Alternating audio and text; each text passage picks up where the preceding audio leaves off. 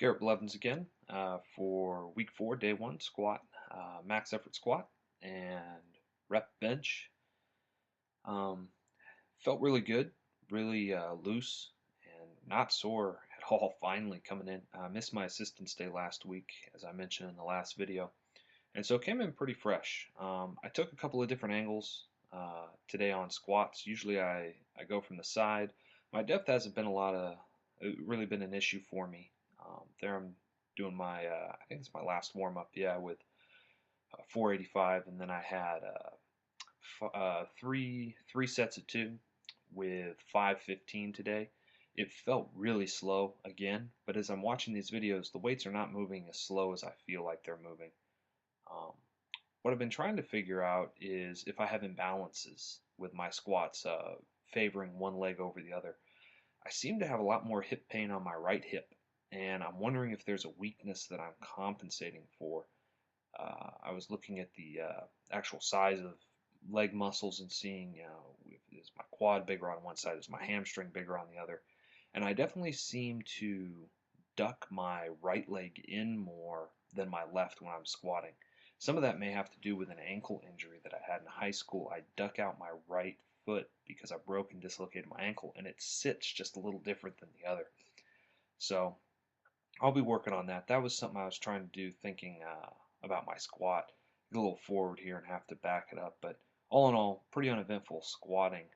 However, it was pretty heavy day, and so we'll see. I get to go for a bench PR. Notice how my elbows right in that set did not flare out to the sides at all. And then watch this set. Not too much flare, not too much flare. Start to get fatigued. That one really popped out, and then it goes out and actually hit the rack, and I have to finish the other 2 after that. I've noticed that when I'm fatigued, I definitely flare my elbows out faster, and it actually has to do with upper back tightness. That was my work set there with 355 for a set of 6, and then I started going up. 405 felt great. 435 with a pause felt really good. That would be I think about a 16-pound meat PR.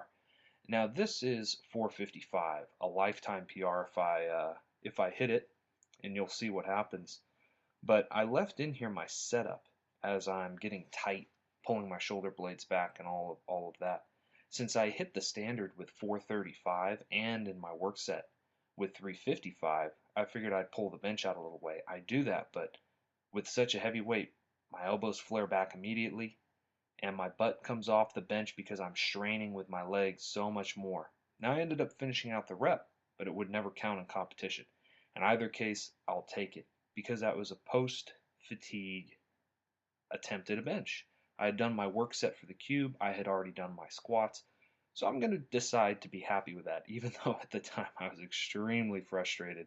I've been waiting for about 3 weeks to test that. I've been feeling a lot of extra strength. And just I'm happy with that I got it up and that I didn't have to skip the rep. And so I'm going to be thankful for that, even though I know darn well my form needs a lot of work, and I need to work on my upper back tightness. That's really what it came down to, is I could not keep my shoulders tucked in with my shoulder blades, that cue of putting your shoulder blades in your back pocket. And so as they came up, my elbows flared out to the sides, and the bar drifted back towards my head, hitting the standards. Here is some close grip work with 315. This set here, I did a couple one set with 275 of 5, one set with 295, set of 5 that are not shown here, and then I did 3 sets, or I attempted to do 3 sets of 315. On that last rep, I could have maybe tried to gut it out, but I just felt my pecs were too sore.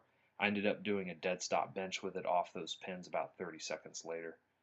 But I did a real close grip bench press today. I'm going to start bringing those close grips in, work on my tricep strength, so I'm not going to depend on flaring my elbows out. I know that's because of weakness in my triceps compared to my shoulders, and so I need to not be afraid of those weights, not be afraid of tucking those elbows, but trust in that strength that is there. Finished up with some high bar squats. I did 5 sets of 5. I only put 2 in here. I started to pause them as I got later in my sets. I don't know if any of those are shown, but these felt really good. First set I felt like my quads were going to cramp up, but then they loosened up and I was able to finish it out. And so All in all, really good day.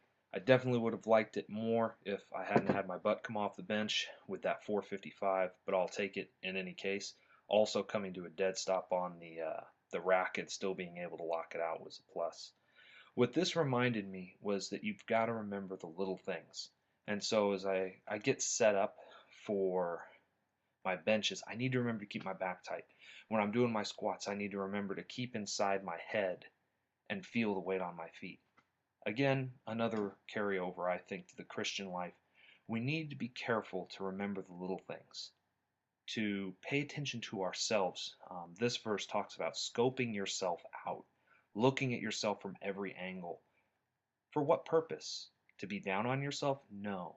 To become a better version of yourself alongside the Spirit of God, which reveals these things to us, so that we might be servants of God and of our neighbors.